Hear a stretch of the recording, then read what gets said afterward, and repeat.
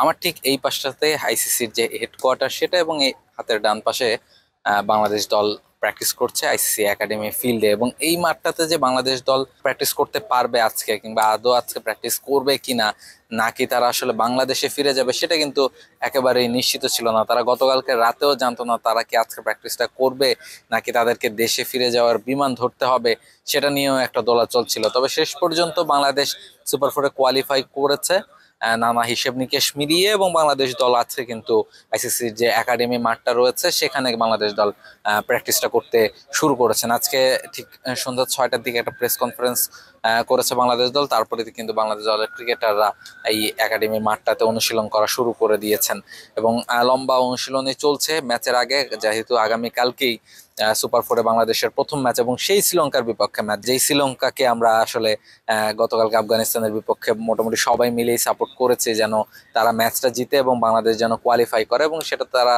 করতে পেরেছে, কোয়ালিফাই করেছে শ্রীলঙ্কা বাংলাদেশ।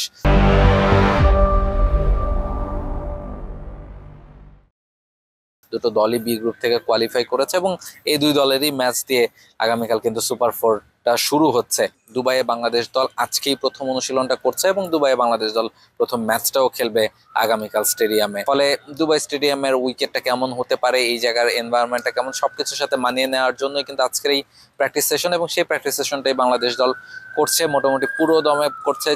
কারণ শ্রীলঙ্কা যে ধরনের টাচে আছেন, শ্রীলঙ্কা গ্রুপ পর্বে যে 3টা ম্যাচ খেলেছে 3টা ম্যাচে কিন্তু তারা জিতেছে। বাংলাদেশ শ্রীলঙ্কার কাছে হেরেছে, আফগানিস্তান হেরেছে, হংকং হেরেছে।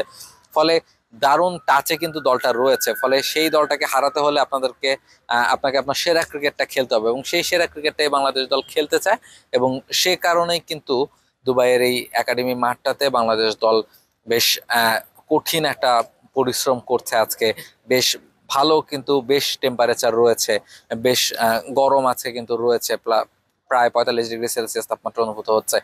এবং সেই জায়গায় কিন্তু বাংলাদেশ দল পুরোদমে অনুশীলনটা করছে তাদের আগামীকালকে শ্রীলঙ্কার বিপক্ষে প্রথম ম্যাচে মাঠা না গড়ে। যদিও শ্রীলঙ্কা দল কিন্তু দুবাইয়ের এই কন্ডিশনে কিংবা দুবাইয়ের এই মাঠটাতে প্র্যাকটিস করার একেবারে সুযোগ পাননি, কারণ যেহেতু গতকালকে তারা একটা ম্যাচ খেলেছে।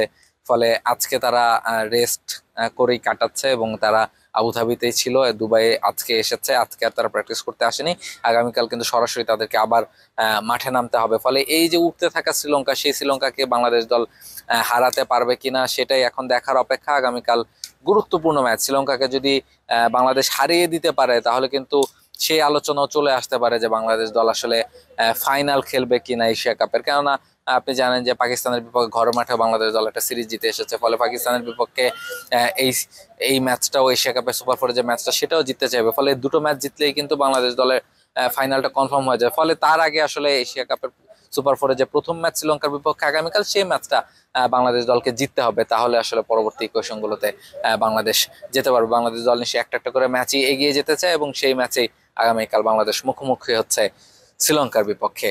ম্যাচটা দেখতে এবং ম্যাচের সব আপডেট জানতে চোখ রাখুন টি স্পোর্টস এর পর্দায়। দুবাই থেকে রাহুল রায়, T Sports. For more updates, subscribe to our YouTube channel and click on the bell icon. Follow us on Facebook and Instagram. Download T Sports app to enjoy exciting games and highlights. Visit tsports.com.